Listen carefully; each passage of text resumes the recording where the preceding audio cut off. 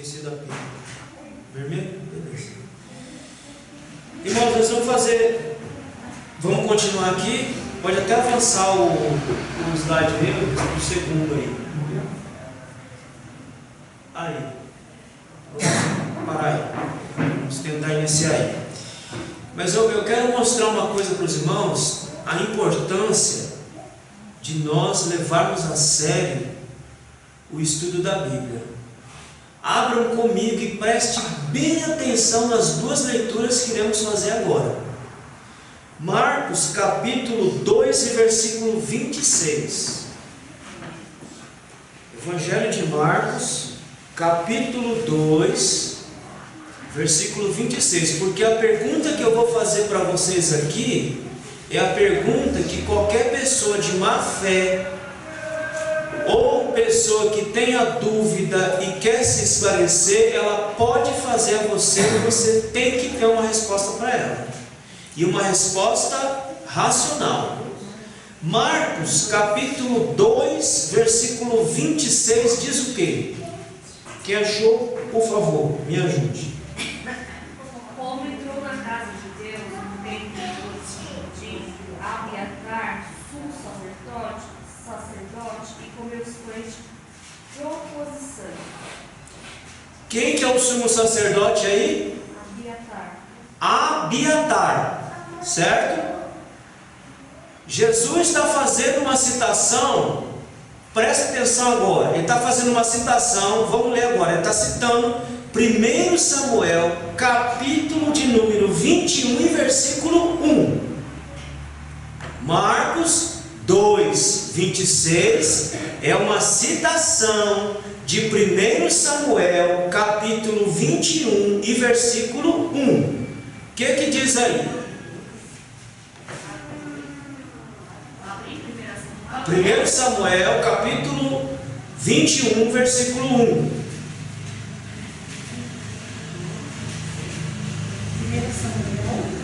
Capítulo 21 e verso 1. Pode ler. Então veio Davi a Nob, ao sacerdote Aimeleque. Aimeleque, tremendo, saiu ao encontro de Davi e perguntou-lhe: por que vem só e ninguém contigo? Marcos capítulo 2, versículo 26 diz que o sumo sacerdote é Abiatar. 1 Samuel capítulo 21, versículo 1 diz que é Aimeleque. E agora? Quem que é quem aí? Quem é o sumo sacerdote? Aimeleque ou Abiatar? Mas nós temos dois aí, dois nomes aí. Pense que é alguém que está lá lhe questionando. Porque qual que é a sanha dos homens sem Deus? É falar que a Bíblia contém contradições. Então ele vai jogar esse texto no seu colo e vai dizer: vocês falam que a Bíblia é a inerrante, infalível palavra de Deus. Então como é que aqui lá em Marcos 2,26 diz que é Abiatar, e Jesus está citando 1 Samuel capítulo 21, versículo 1, e lá diz que é Aimeleque? Pode falar, Tati. 2 Samuel capítulo 8, versículo 17. Tá a resposta? Tá. Vê, leia. Zadok, filho de Aitub, e Aimeleque, filho de Abiatar. Abiatar é filho de Aimeleque. Certo? Certo. Aimeleque, pai de Abiatar. Mas o cara está querendo jogar dúvida na sua cabeça, dizendo: mas ela tem contradição sim. Porque lá em Marcos 2, 26 diz que é Abiatar, 1 Samuel 21 diz que é Aimeleque. Como é que resolve esse negócio? Muito simples. Jesus está citando um texto que diz que é no turno de Abiatar. No turno de Abiatar. Necessariamente não quer dizer que ele estava oficiando, mas estava no turno de Abiatar, a qual Aimeleque estava oficiando. irmãos entenderam? Vamos supor que eu e o Jair, a gente trabalha em 2 turnos. O Jair pega o turno da manhã e eu pego o turno da noite. Mas eu decido entrar um pouquinho mais cedo e começar a trabalhar dentro do turno do Jair. Então eu vou dizer que o turno não é meu, mas o turno é do Jair. Mas porém estou trabalhando dentro do turno do Jair. O que aconteceu é Abiatar, cujo turno era de Abiatar, mas Aimeleque, pai de Abiatar, está oficiando ainda no turno de Abiatar. Isso não é contradição, tá, irmãos? Isso não é contradição. São explicações que nós temos que ter, mas são coisas que os homens sem Deus querem dizer que é contradição. Contradição se houvesse contradição doutrinária. Não há contradição doutrinária. É a mesma coisa. Vocês lembram lá que eu já expliquei a vocês várias vezes, lá de Golias, que Davi matou Golias. Depois lá em outro texto, acho que é 2 Samuel, 1 Samuel, não me lembro, vai dizer que foi Lami que matou Golias, que foi um erro de cobiça, que aí em 1 Crônicas, capítulo 20, versículo 5, o escriba vai lá e conserta e diz: não, quem matou Golias foi Davi, porém Lami matou um dos irmãos de Golias. Isso acontece, tá? Outra coisa, Isaías capítulo 14, que diz lá que lá foi a queda de quem? Quando nós vamos falar da queda de Satanás, nós lembramos de 2 textos: Isaías capítulo 14, Ezequiel capítulo 28. Dizem que ali foi a queda de Satanás, não é isso? Só que não é a queda de Satanás aí. Nem Isaías e nem Ezequiel estão relatando a queda de Satanás aí. Eles estão falando de 2 reis literais. 2 reis literais que nada tem a ver com a queda de Satanás. Como é que esse negócio dessa queda de Satanás entrou nesse texto aí? Por uma interpretação antiga, que viram aí uma queda de Satanás, sendo que na verdade os 2 textos estão falando de 2 reis literais que tiveram seus fins narrados pelo texto, que nada tem a ver com a queda de Satanás. Tudo bem, irmãos? Vai ficar. Então, Isaías 14, Ezequiel 28 está falando da queda de 2 reis literais, nada a ver com a queda de Satanás. Como é que isso entrou? Entrou pela interpretação da própria igreja, que viu aí essa questão. Por exemplo, Lúcifer. Aonde tem o nome Lúcifer na Bíblia? Como é que vocês chegaram nesse nome Lúcifer? Daqui desse próprio texto, de Isaías capítulo 20, Isaías capítulo 14. Como é que diz aí? Como caíste desde o céu, ó Lúcifer, filho da alva, como foste cortado por terra, tu que debilitavas as nações. Pois aí já é uma interpretação de um autor, de um tradutor que fez a tradução do texto sagrado, a Vulgata Latina. Ele traduziu estrela da alva por Lúcifer. E aí entendeu-se que era o nome de Lúcifer, mas não é nome. Diz lá estrela da alva, que nem está falando de Lúcifer. Está falando aí do rei Tiro. Sim, está falando aqui, ó.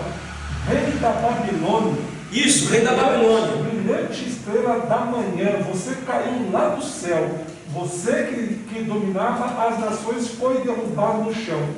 Pronto. Está falando da queda do rei da Babilônia. Nada a ver com Satanás aí. Outro texto que nós já comentamos, só para os irmãos levar a sério mesmo o que nós estamos fazendo aqui. João capítulo 5, versículo 4. Do anjo lá, que é dito lá o anjo do tanque de Betesda, que eu já expliquei aos irmãos também. que não havia anjo nenhum ali. Não descia anjo nenhum ali.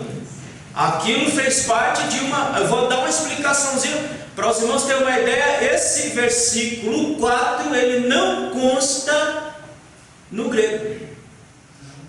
Você pula do verso 3 para o verso 5. Como é que entrou o versículo 4 aí? O versículo 4 entrou da seguinte forma: algum escriba, ele tentou justificar aquela multidão, e ele fez uma nota na margem da Bíblia, fez uma nota de que supostamente um anjo ia ali, movimentava as águas, e o primeiro que caía era curado. Agora, aonde que nós temos na Bíblia que Deus trabalha desta forma? Porque nós quebraríamos um preceito dele mesmo que eu falei essa semana. Qual o preceito? Acepção de pessoas. Então, o primeiro que cair. Então, esse escriba fez essa notinha na margem. O outro que foi fazer a cópia, não é uma notinha, ele faz parte do próprio texto, portanto, ele está dentro do texto. Mas não havia nenhum anjo que chacoalhava a água, que balançava a água, coisa nenhuma, porque a gente não vê isso em canto nenhum da Bíblia, Deus se utilizando desse meio para curar alguém ou para fazer alguma coisa na vida de alguém. Então, essas coisas, elas estão aqui, e elas estão aqui para serem analisadas, estudadas e serem dada uma resposta àquele que pede razão da nossa fé. Então, vocês vão se deparar com esses versículos e outros. Eu vou dar um último exemplo para vocês. Abram Isaías capítulo 30, pode até ser que aí já tenha até sido corrigido, mas vamos ver. Isaías capítulo 30.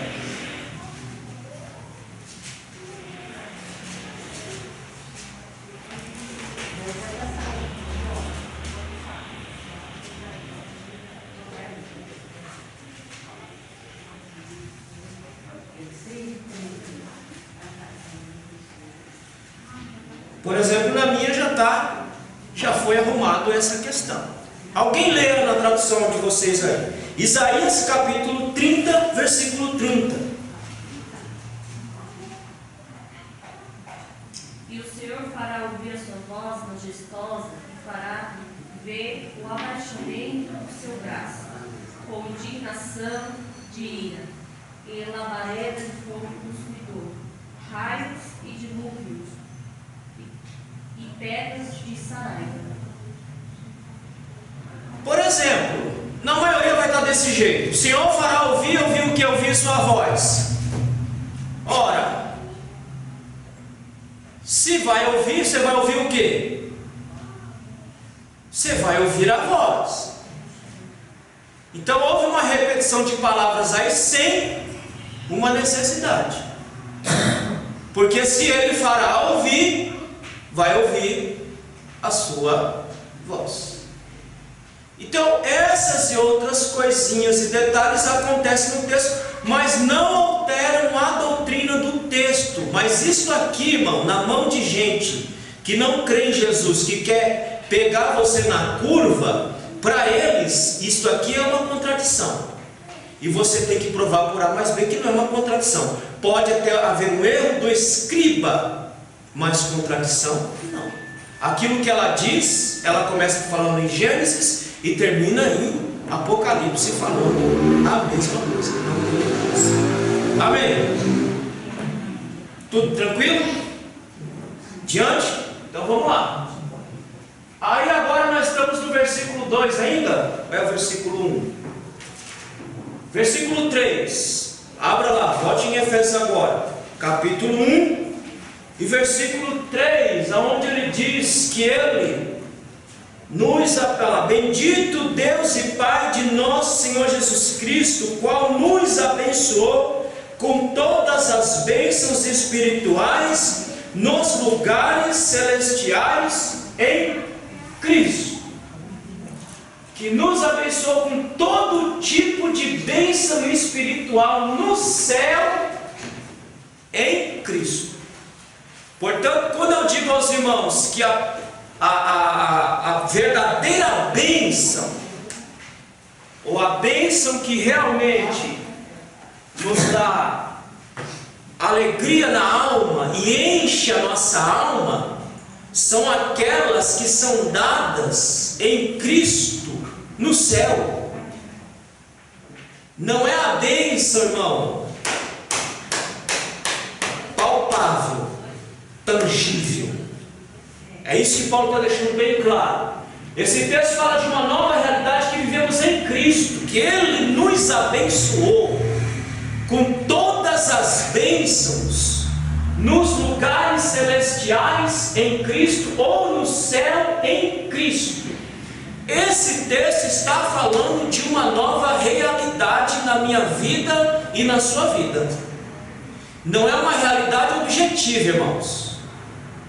Não é uma realidade palpável. É uma realidade que acontece na nossa alma. É uma bênção que acontece na nossa alma de gerar em nós satisfação pelo simples fato de sermos considerados filhos de Deus, que nós vamos ver mais adiante. É desse tipo de bênção que Paulo está falando. Olha lá. Não necessariamente um local objetivo, mas sim subjetivo, ou seja, é a bênção que acontece na minha alma, a bênção que acontece na sua alma, não ao redor. Não é a bênção que vejo, não é a bênção que toco, não é a bênção que usufruo, mas é a bênção que recebo dentro de mim. Por isso que ele fala que nos abençoou com todo tipo de bem espiritual no céu, em Cristo. A verdadeira bênção que satisfaz o ser humano, que dá sentido ao ser humano, que dá gosto à vida, é aquela que acontece na minha alma, aquela que acontece na sua alma. É aquela que você, o periférico pode estar até ruim, pode estar até difícil a vida, mas lá dentro da alma há uma satisfação, uma alegria intensa por ser considerado filho de Deus, independente da situação que você esteja passando. Por isso que eu falo que a alegria do crente, ela é uma alegria não circunstanciada. A alegria do crente não depende de circunstância, porque se ela depender de circunstância, nós estamos dentro d'água. Porque qual é a promessa que Jesus fez para nós? Quem pode me dizer? Qual foi a promessa certeira que Ele disse para nós? Pronto, essa é a promessa, esse é o dito. No mundo tereis aflição, e muitas aflições, mas fique firme, vocês vão vencer também. Portanto que minha vida tem que estar bem por dentro, não por fora. Porque se minha vida estiver bem por fora, irmão, e dentro estiver ruim, nada do que você tiver à sua volta vai ser bom para você. Tudo vai estar ruim, tudo vai estar azedo, tudo vai estar estragado, tudo vai estar mal feito. Por quê? Porque você não está bem por dentro. Você pode até estar bem por fora, mas dentro é o azedume da vida, que você não consegue ver graça na vida de forma e espécie nenhuma. Amém? Então a bênção verdadeira e a bênção primeira que nós temos que buscar é essa que Paulo está falando, que Ele nos deu todo tipo de bênção nos lugares celestiais ou no céu em Cristo, porque nós estamos em Cristo, como eu falei a vocês, dentro de Cristo. Se estamos dentro de Cristo, então, meu irmão, não é que você vai viver alegre a vida toda, não. Você vai passar dificuldade, por situações difíceis, você vai até se abater, como a gente viu semana passada, você vai até ter momentos difíceis, mas serão momentos passageiros, porque você vai lembrar que maior é aquele que está com você do que aquele que está no mundo. Isso vai te fazer sorrir, levantar e continuar a sua caminhada em Cristo Jesus. É por isso que a gente vê muita gente caindo feito banana pelo caminho, porque não entendeu o Evangelho ainda. O Evangelho para eles é aquele Evangelho das coisas, é o Evangelho do obter, é o Evangelho do ter, é o Evangelho do ser alguma coisa. Não! No Evangelho, qual é a primeira ordem que nós recebemos? Não é ser, vou filosofar só um cadinho só. No Evangelho, A lógica é não ser. Vamos ver? Vamos ver. Abra comigo. Em Mateus, eu gosto de Mateus porque ele é mais direto do que os demais. Capítulo 16. Lucas ele vai falar diferente, vai falar aquele que perder, aquele que ganhar. 16, 24. É a lógica do não ser. No Evangelho, irmão, não dá para ser não. O Evangelho é o lugar que você tem que não ser. Ou seja, é o lugar que você tem que renunciar. É o lugar que você tem que morrer. É o lugar que você tem que deixar de existir como você existia, para existir numa nova realidade. Por isso que Paulo diz que ele nos abençoou com todas as bênçãos nos lugares celestiais, porque ele está falando de uma nova realidade. E essa nova realidade em Cristo, ela só pode ser estabelecida se eu deixar de ser aquilo que eu era. Como diz a física, como é que fala? É um corpo, dois corpos, não pode ocupar o mesmo espaço. É isso? Então, um corpo, como é que é a frase? Dois corpos não podem ocupar o mesmo espaço da matéria. Pronto. Não dá para ter dois seres dentro de uma única alma. Não dá para ser cristão e não ser cristão ao mesmo tempo. Tem que não ser. Você tem que deixar de ser aquilo que você é. Por isso que ele fala que nós estamos numa realidade nova. E essa realidade em Cristo, eu deixo de ser aquilo que eu era para ser aquilo que eu devo ser em Cristo Jesus. No uso dessa expressão, Paulo nos mostra não só a nossa união com Cristo, mas também a nova realidade a qual pertencemos em Cristo, irmãos. Quando você lê esse versículo, aí, o versículo 3, olha quanta coisa está em jogo aí. Olha quanta coisa tem para você pensar. Olha quanta coisa tem para você analisar e praticar na sua vida. Você tem que deixar de ser aquilo que você é, e você tem que fazer parte da nova realidade, essa nova realidade colocada em Cristo e por Cristo em mim e em você. Então é por isso que ele fala que ele nos abençoou com todas as bênçãos espirituais nos lugares celestes ou no céu. Porque nós estamos em uma nova realidade, ou deveríamos estar em uma nova realidade. Irmão, quem está numa nova realidade, está vivendo aqui porque tem que viver aqui ainda.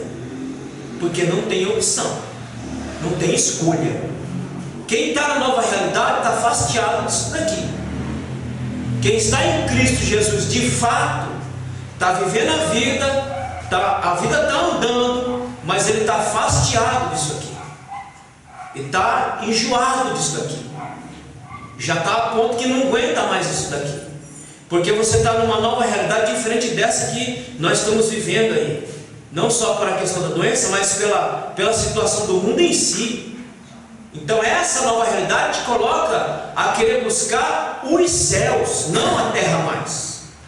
Quem está em Cristo, vivendo essa nova realidade, a vontade dele, amanhã nós vamos falar disso à noite, a vontade dele é buscar sempre as coisas do céu, as coisas assim. Ainda que ele lute pelas coisas desta vida, mas lá na alma dele, ele está dizendo, eu quero mesmo as coisas do céu.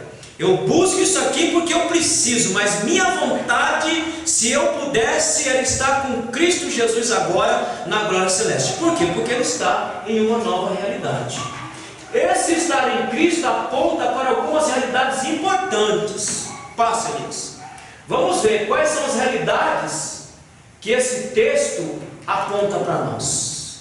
Primeiro, aos santos e fiéis em Cristo. Primeiro, o que significa santo e o que significa ser fiel?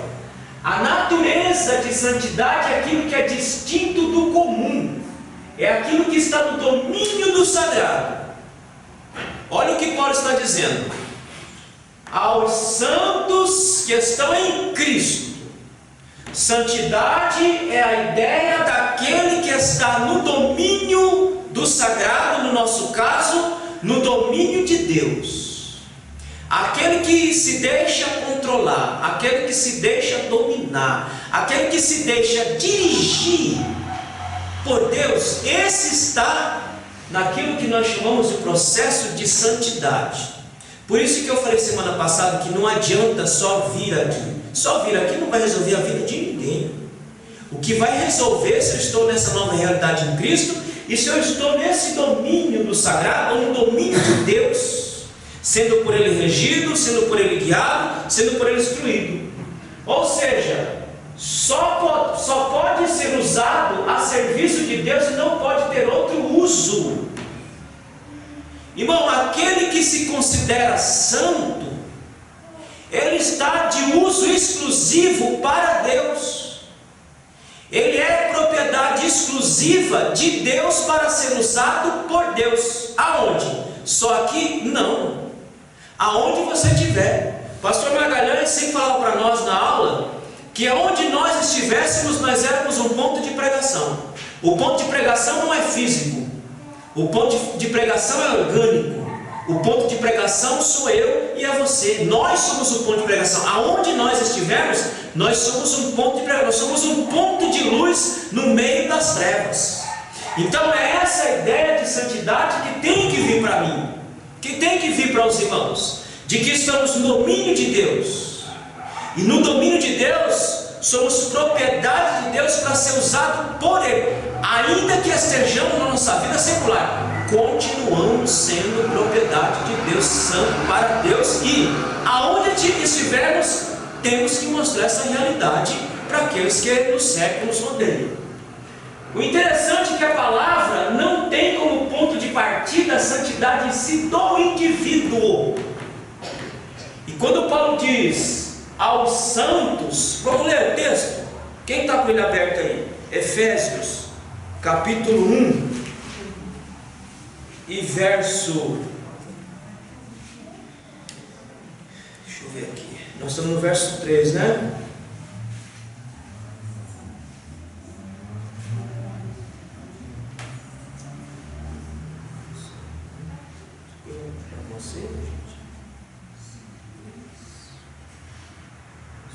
Não, está aqui.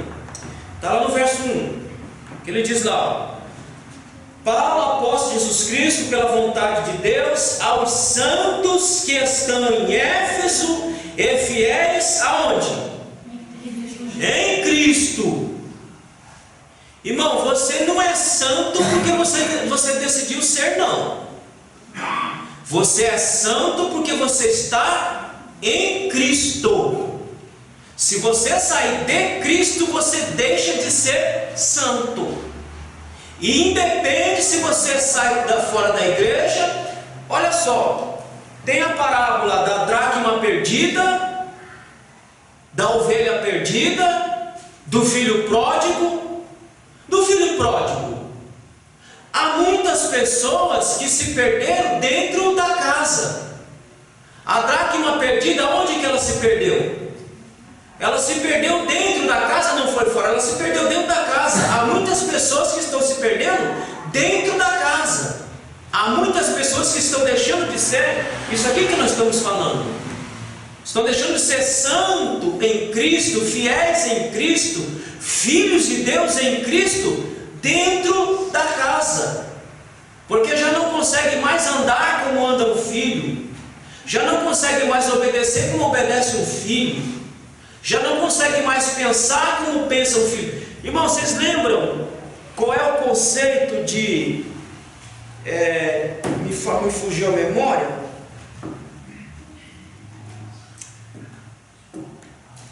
Me fugiu a memória, mas eu vou lembrar aqui. Qual é o conceito de poder espiritual, além daqueles que eu já passei a vocês? Primeiro, se eu digo que eu tenho poder espiritual na minha vida, o poder de Deus, primeiro, eu tenho que pensar como Deus pensa. Amém? Se eu digo que eu tenho o Espírito de Deus na minha vida e o poder de Deus na minha vida, eu tenho que pensar como Deus pensa. Eu tenho que sentir como Deus sente. Como é que Deus sente? Deus ama o mais vil dos homens, o mais desgraçado dos homens, Deus ama. Você já viu crente que respinga, chega a baba, ódio pelos cantos da boca? Amém ou não amém? Já vimos? Já vimos. E aí você se questiona, mas aonde está o poder de Deus aí? Porque se eu digo que eu tenho o poder de Deus na minha vida, eu tenho que sentir como Ele sente, eu tenho que pensar como Ele pensa, e eu tenho que fazer o que Ele quer que eu faça.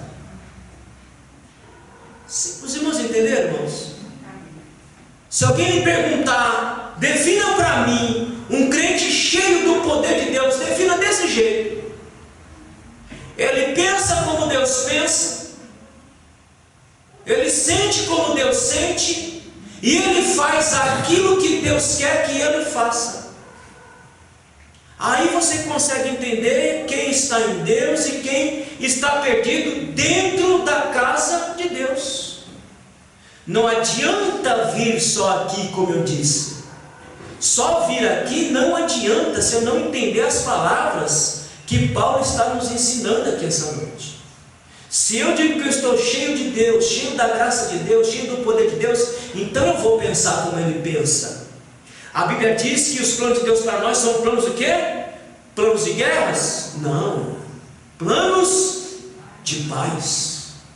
A Bíblia diz que o sentimento de Deus por nós é o quê? Amor, e um amor infinito. E o que Deus quer? Ele quer que nós façamos aquilo que Ele quer que nós façamos. Quem tem poder de Deus não faz aquilo que quer. Quem tem poder de Deus faz aquilo que Deus quer que Ele faça. Eu não posso dizer que eu tenho o poder de Deus na minha vida e não fazer aquilo que Ele quer que eu faça. Não posso. Tem alguma coisa errada aí. Ou eu estou errado, ou Deus está errado.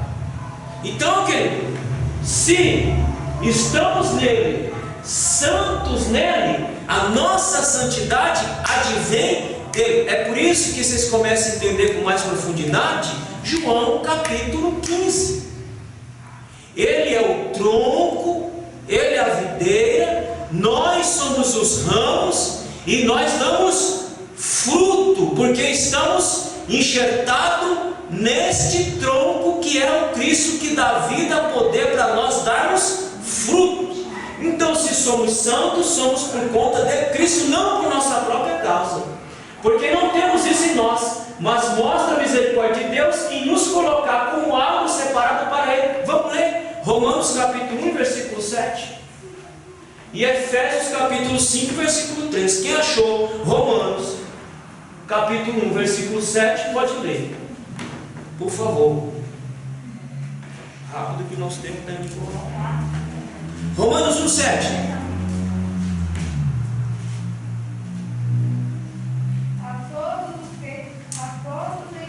Os que em Roma são amados de Deus e chamados para ser santos, a vocês graça e paz da parte de Deus, o nosso Pai e do Senhor. Efésios 5:3. Mas a prostituição e toda impureza ou avareza nem ainda se nomeie entre vós como convém aos santos. Por quê? Porque nós somos propriedade dele.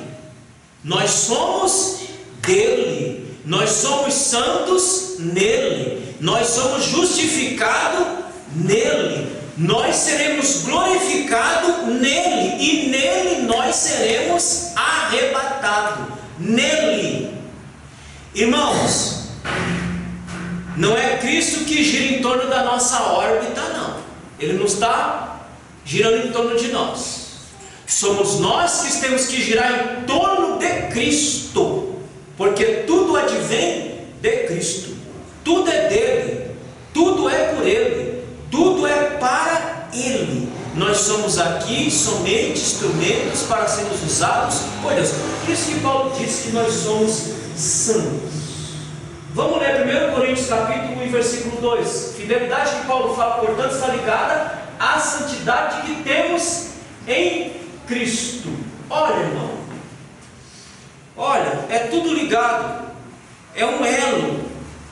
Não dá para ser crente particionado. Eu sou santo, mas não sou fiel. Eu sou fiel, mas não sou santo. São coisas que estão intrinsecamente ligadas e não podem estar separadas. 1 Coríntios capítulo 1, versículo 2.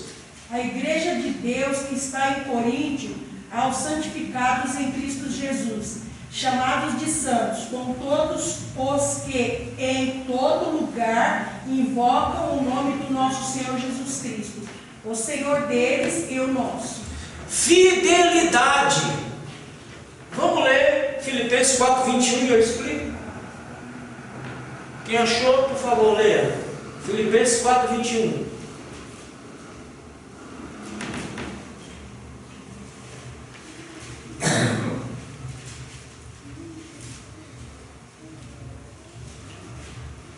Quem achou? Filipenses 4, 1. Saudai a todos os santos em Cristo Jesus. Os irmãos que estão comigo saúdam. Saudai todos os santos em Cristo Jesus. Santidade e fidelidade são duas coisas que estão intrinsecamente ligadas. Irmão, não dá para dizer que serve Jesus e não concorda com ele. A ideia de fidelidade, a palavra fidelidade a gente resume, ou a gente define primeiro, obediência, concordância e confiança. Isso é fé. Obediência, concordância e confiança. Isso nós chamamos de fé. Esses três elementos aqui, obediência, concordância e qual que é o outro que eu falei? Confiança, nós resumimos fé. Isto é fé. Não tem como eu falar que eu creio ou que eu tenho fé em Deus e eu questiono os seus desígnios e eu questiono sua vontade que é soberana sobre todos. Não tem como eu dizer. É igual Pedro. Pedro lá, viu lá o lençol, Jesus falou, mata e come, ele diz, não Senhor, mata e come, não Senhor. Aí caiu a fichinha que ele é fiel e que fiel obedece, concorda e confia, então eu mato e como. Porque é assim que funciona. O fiel não questiona, o fiel ele obedece. E se ele obedece, é porque ele confia. E se ele confia, ele vai realizar aquilo que está sendo dito. Então ele vai obedecer porque confia e porque concorda. Não tem como, irmãos, eu falar que eu tenho fé e não concordar com Deus. É bater numa qual é o metal mais duro que existe na face da terra? Nossa, o metal mais duro é o ferro fundido branco. Ferro fundido branco. Pronto, é esse aí. É bater num trem desse e sair esbagaçado. Com Deus, irmãos, não se questiona, com Deus se faz. Com Deus não tem como não concordar, se concorda e faz. E o próprio Jesus fala que você não entenda agora, mas lá na frente você vai entender. Só faça e acabou. Irmãos, eu estava pensando esses dias, conversando esses dias com minha mãe sobre o Luiz, irmão da irmã Cida. Olha como que Deus trabalha nas entrelinhas e nos detalhes da vida. Não que Deus fez essa situação toda, o Luiz cair na situação para chegar onde chegamos. Não, nada disso.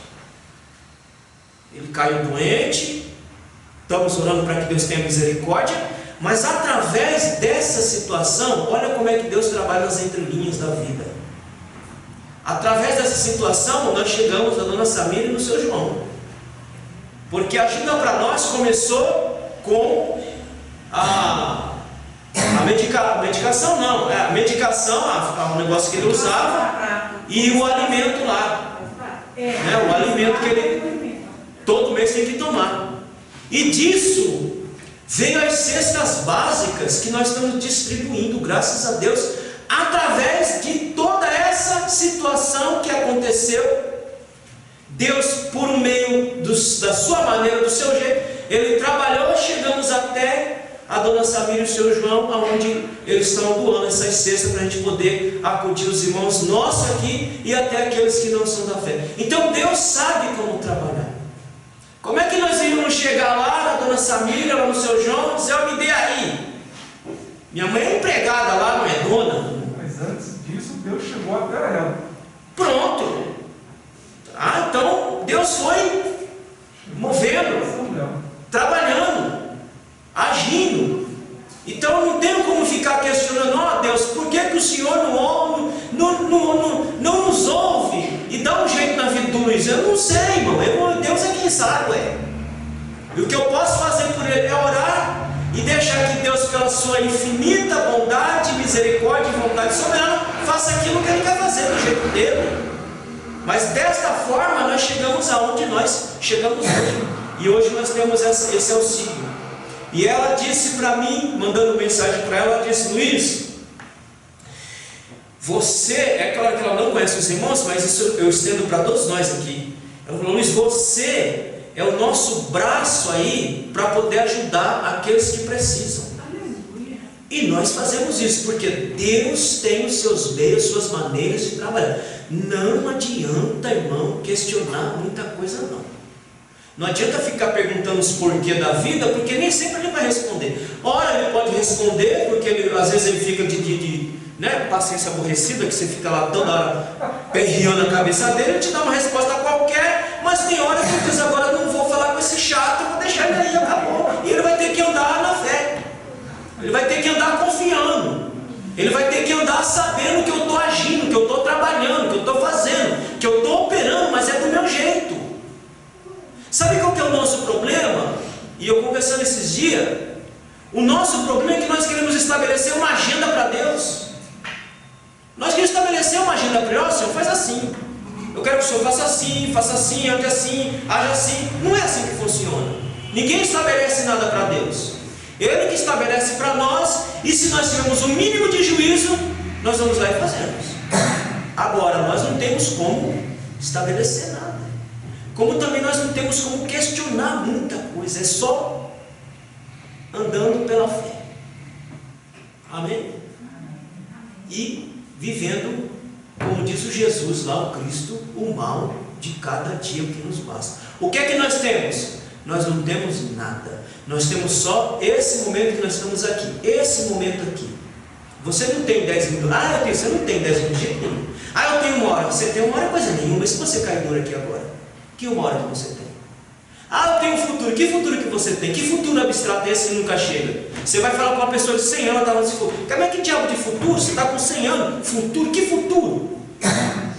O que você tem? Você tem o agora. E é no agora é que você tem que viver o agora, e esse agora é com Deus. Nas situações mais difíceis, mais adversas, é aí que você tem que viver. Já falei a vocês, desenvolver fé quando está tudo certo é uma maravilha. Aí todo mundo tem fé, está tudo certo, a vida está boa, conta boa, casa boa, vida familiar boa, está tudo bem, aí é muito fácil desenvolver fé. Mas quando está tudo virado, pronto, aí a gente começa já a entrar pelo caminho da murmuração. Mas é aí que a gente tem que exercer nossa fé. Achar tranquilidade aonde não tem. Não se acha tranquilidade na tranquilidade, se acha tranquilidade aonde não tem. Não se acha paz no meio da paz, se acha paz no meio da guerra, no meio da luta, você acha paz. Tem um filme que eu já recomendei a vocês aqui, assista, porque aquilo é uma mensagem de Deus para qualquer pessoa. Como que é daquele do Fellini, daquele menininho lá, da guerra, da Segunda Guerra Mundial, como é que é o nome? A Vida é Bela. A Vida é Bela. O cara está no meio de uma desgraça, vai morrer, maltratado, mas ele faz de um jeito para mostrar para o filho que a vida é bela mesmo no meio do caos. É aí, irmãos, é aí. Mesmo no meio do caos, eu tenho que experimentar que a vida, ela é bela. Outro filme bom que vocês deveriam assistir, que não se assista. Irmão, tem muito filme bom que tem mensagem muito profunda. Em Busca da Felicidade. Quem aqui já assistiu esse filme? Com Will Smith. Irmão, aquilo é uma história real, tá? Não é ficção não, aquilo é uma história real. De um homem que lutou, não desanimou, não desistiu, foi até o fim e conquistou o sonho dele. Ele trabalhava, acho que era com corretagem, né? Uma coisa assim.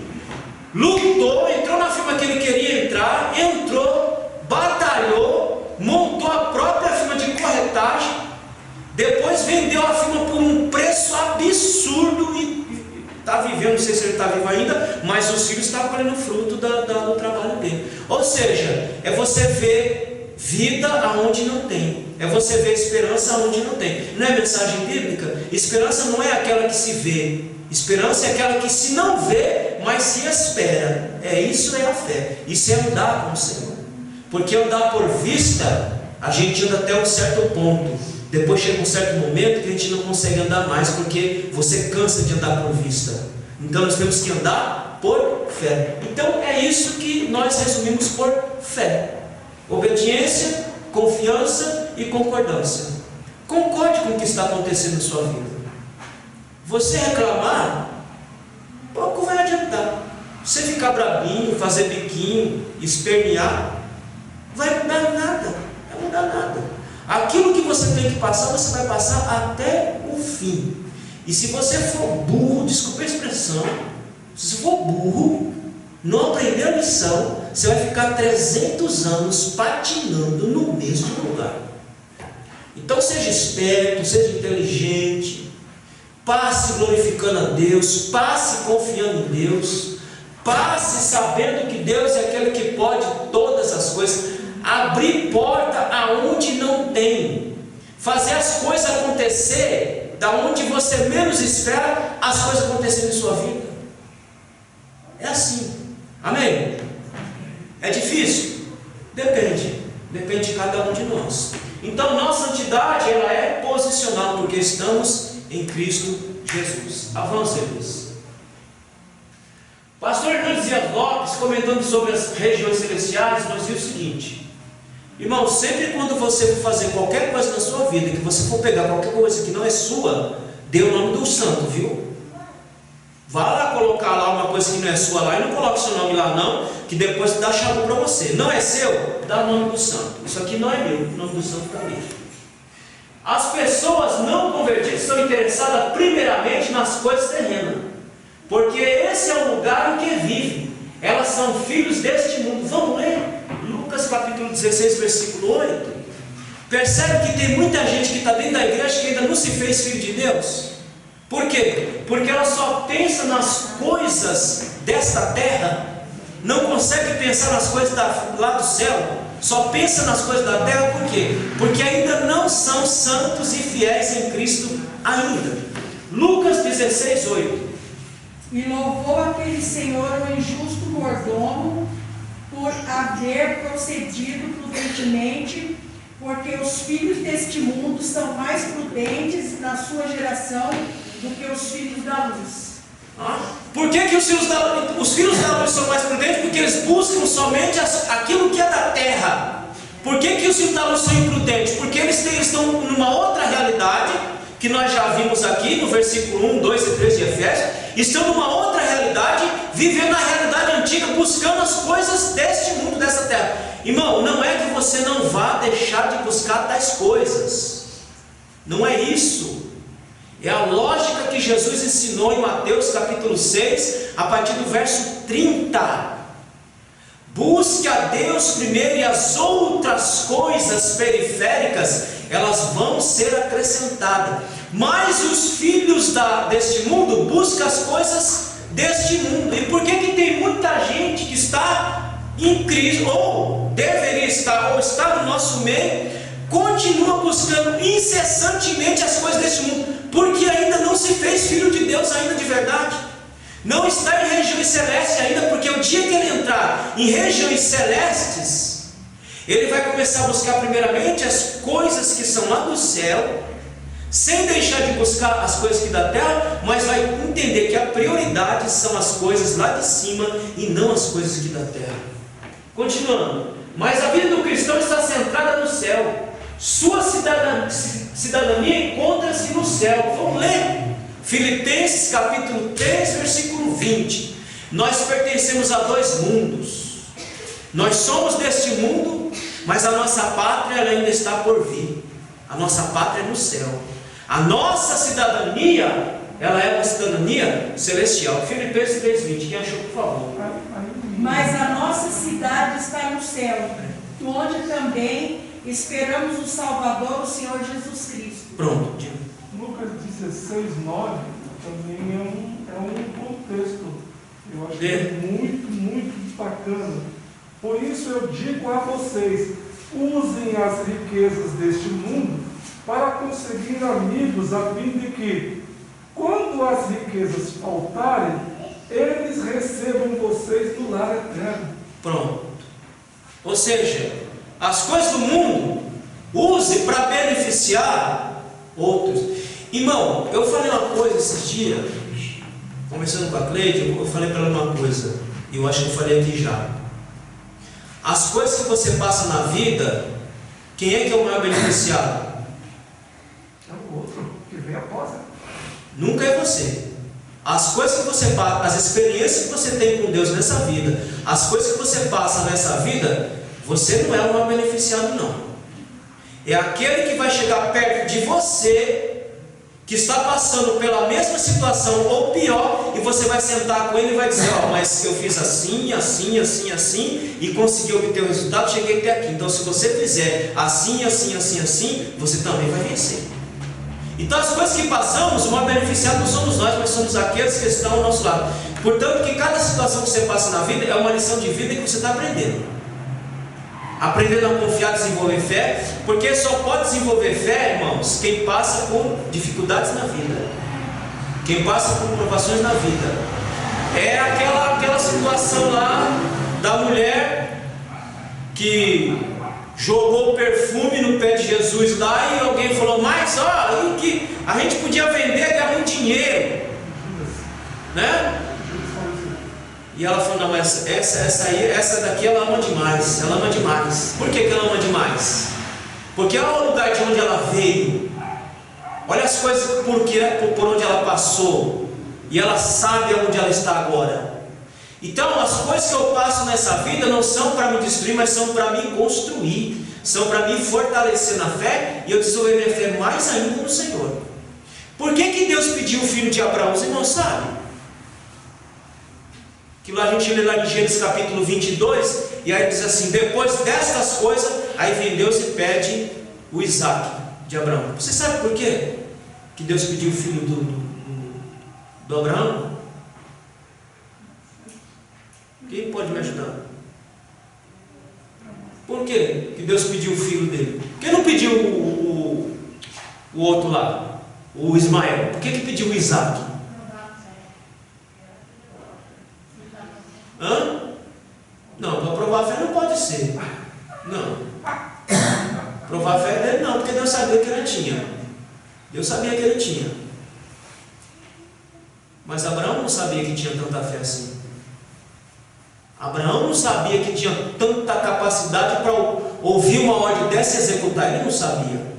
Ele só soube quando ele ouviu, e mesmo como um pai, se questionando por dentro, mas ele foi até o fim, e se Deus não segura a mão dele, ele ia dar uma cepada na cabeça do moleque, ia degolar, sangue ia correr, ele ia atacar fogo, o moleque ia virar cinza. Sabe por quê? Não está escrito, mas na cabeça de Abraão, eu vou degolar meu filho, o sangue vai cair, ele vai queimar todinho, mas Deus é tão poderoso que da cinza pode levantar meu filho de novo.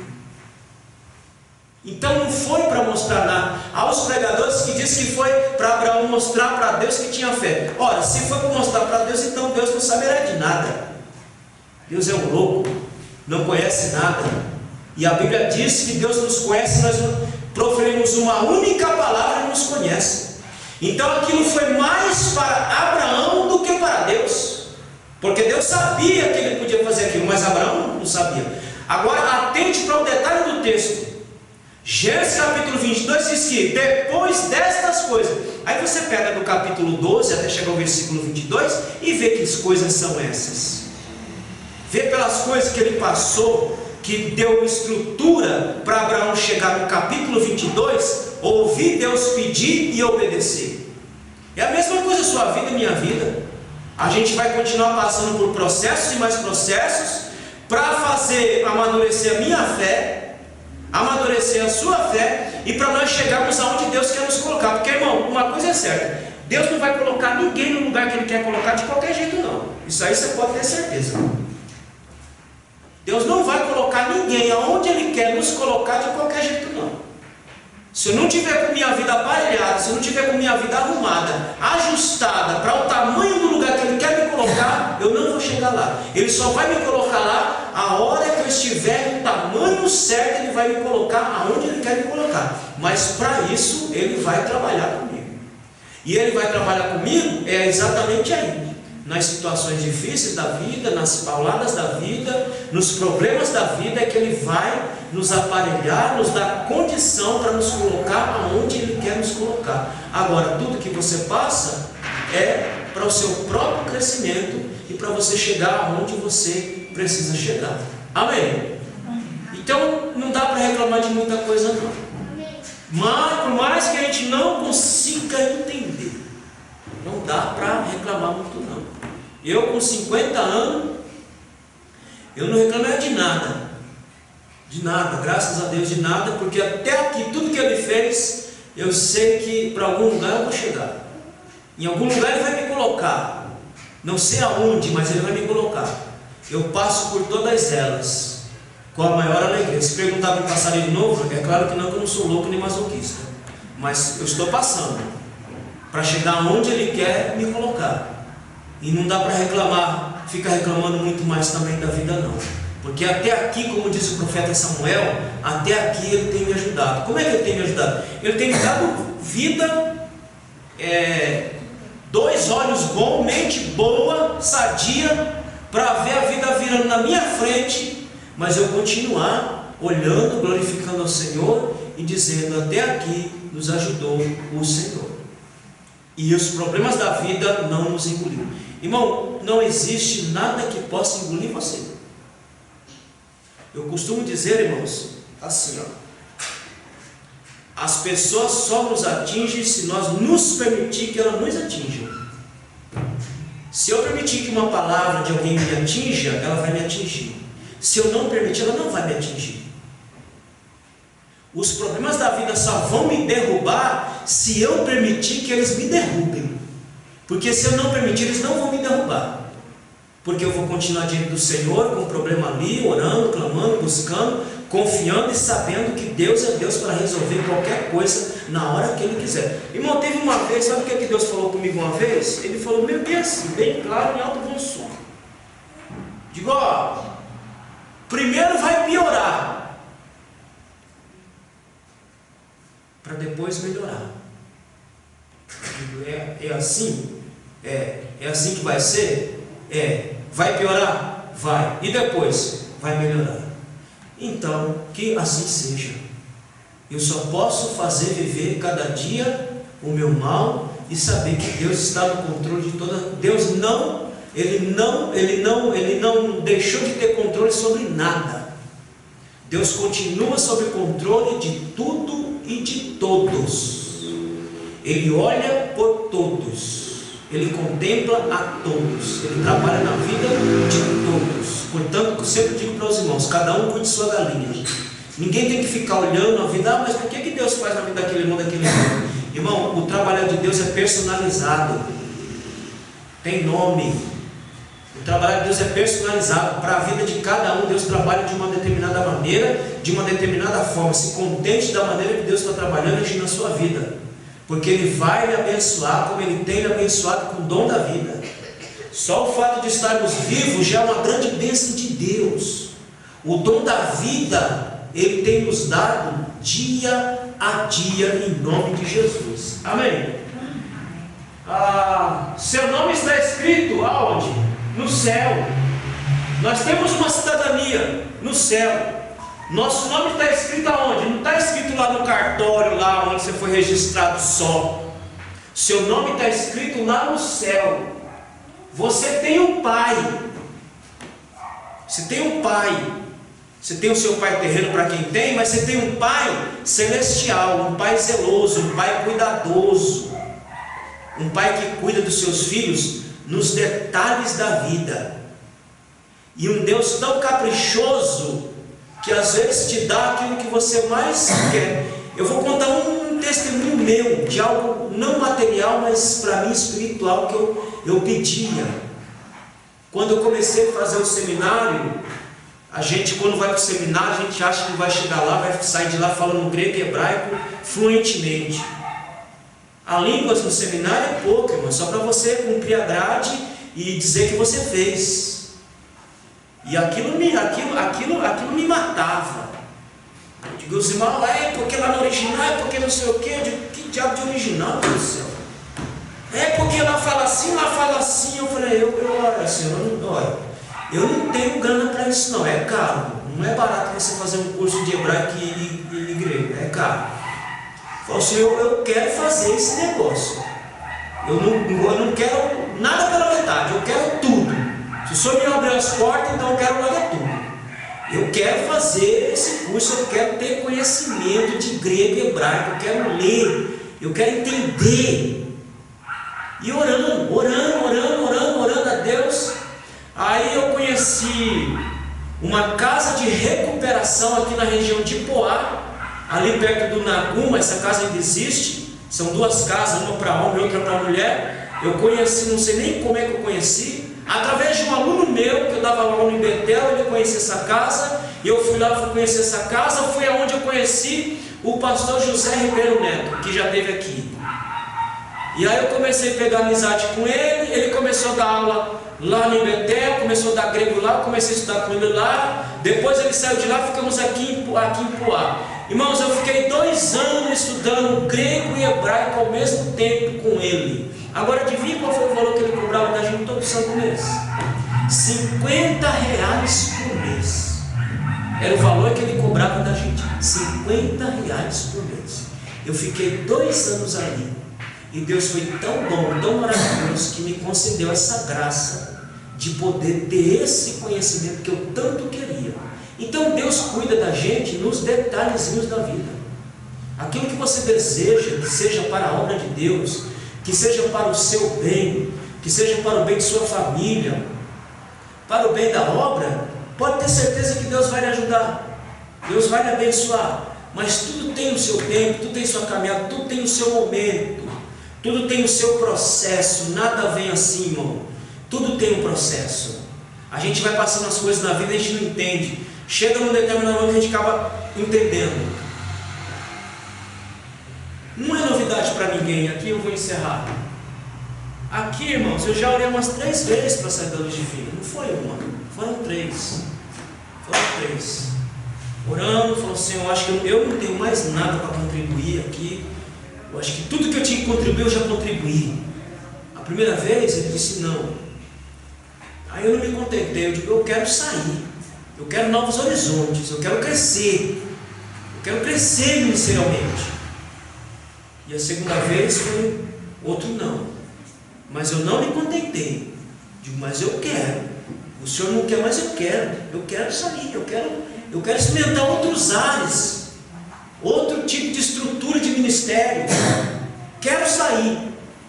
E da última vez, irmãos, o não foi tão, como é que eu posso dizer? Foi tão alto, que é como se ele descesse do céu e falasse, se você falar mais uma vez sobre esse assunto, eu vou lhe pegar. Digo, não é não. Tenho que desenhar? Não precisa desenhar. Então é assim, é vivendo cada dia o seu mal e aprendendo na caminhada com Jesus. Amém? Então, nós temos uma cidadania que está no céu, nós temos o nome que está escrito no céu, e nós temos um Pai que está no céu, zelando por cada um de nós. Essa realidade dessas regiões celestiais não tem a ver com o local, mas sim com uma nova esfera de vida para o cristão. Essa realidade não tem a ver com o céu futuro, mas com o céu dentro do cristão na vida presente. Não é um céu futuro, viu, irmão? Não é um céu que você vai tomar posse, um céu local. É um céu que está instalado dentro de você, aqui e agora. Como a vida eterna está instalada em você, aqui e agora, esse céu futuro, não é esse céu futuro só, mas é esse céu que está instalado em você, aqui e agora. É tipo aquela mulher, filho morto, profeta pergunta: vai tudo bem? Vai tudo bem. Tudo tranquilo? Tudo tranquilo. É aquele céu que Estevão, sendo apedrejado, o céu se abriu, porque o céu estava presente dentro dele naquele momento de angústia, de dor, e o céu se abre, diz a palavra que ele vê o Filho do Homem, ou ele vê o Cristo, à destra de Deus, em pé, à destra de Deus, dizendo: não, perdoa-lhes, porque eles não sabem o que eles estão fazendo. É esse céu que está instalado em mim, em você, aqui e agora. Essa nova realidade que nós estamos vivendo em Cristo Jesus, aqui e agora, irmãos. É esse evangelho que nós chamamos de evangelho pleno, um evangelho que nos satisfaz, mesmo que não tenhamos R$1 no bolso, mesmo que não tenhamos status social nenhum, mesmo que não tenhamos nem nome na praça. Nome, não estou dizendo nome sujo não, tá?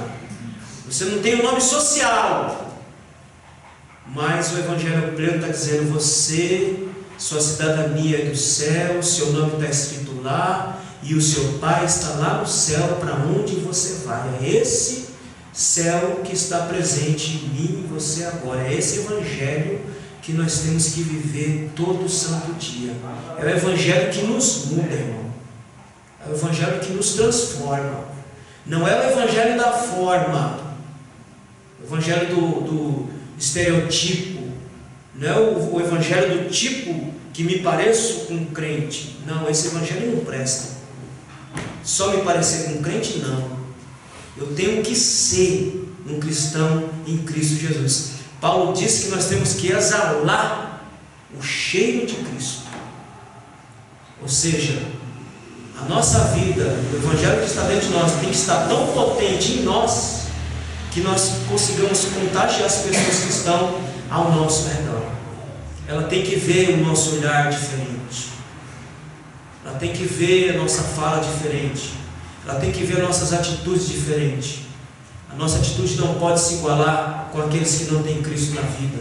Tem muita gente dentro do evangelho que não tem Cristo na vida ainda, não entendeu o evangelho ainda, está fora de Cristo ainda, que precisa entender o Cristo ainda.